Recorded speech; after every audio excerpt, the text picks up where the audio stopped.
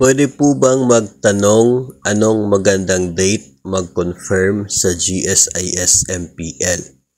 Pag nag-apply ka ng loan sa GSIS, meron yang cut-off para yung loan mo or amortization ay magsisimula the following month.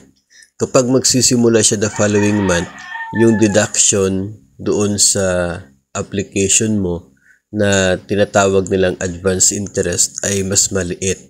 O kaya ay dahil sa mas maliit lamang yung mga araw na kukunan ng advance interest, ang cut-off na yan ay 23rd of the month. So kapag nagpapa-confirm ka ng loan doon sa AAO mo, make sure na ito ay ma-confirm nila before the 23rd. Kasi after nila ma-confirm ay itong GSIS iga-grant yung loan. After confirmation from the AAO, the GSIS will now grant the loan. Once the loan is granted on the 23rd of the month, pasok pa yan sa deduction the following month. So, ibig sabihin ng advance interest mo na i-deduct sa loan ay from 23 until the end of the month. Ito yung mga nasa 7 or 8 days lang yon. Kapag lumagpas sa 23, yung loan granting ng in-applyan mo, naging 24, ang deduction kapag 24 na yung granting, magsisimula the second month after ng application mo. So kung loan granted October 24, ang first deduction ay hindi November, kundi December. So dahil December, yung first amortization, magdideduct ngayon ng advance interest coming from your loan application, itong GSIS from October 24 until November 30.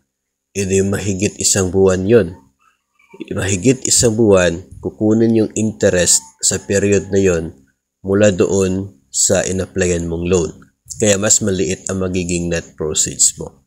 Ganun po yung dahilan dyan kung bakit lumiliit yung actual na tinatanggap na loan proceeds kapag alanganin na yung pag-a-apply natin. Kasi yung granting, nag-apply ka ng 23rd or 22nd, tapos yung granting nangyari sa 24. Hindi nadagdagan ng isang buwan yung advance interest na deduction doon sa application mo. So, mas maliit ngayon yung naging net proceeds. So, yun po yung dapat nating tingnan or tandaan if we are trying to apply for a GSIS loan.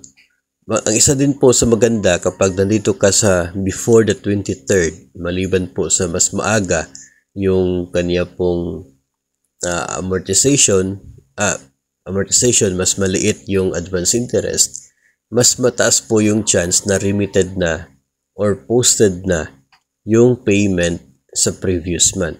Kung dito ka sa mga 20-22 of October, malaki yung chance na yung remittance for the month of September ay posted na. So, mas lumiit ngayon yung outstanding balance mo na i-deduct doon sa loan application mo. So, mas mataas ang magiging net proceeds kapag dito na portion yung date ng pag-apply, pag-confirm ng AAO at pag-grant ni GSIS sa loan application.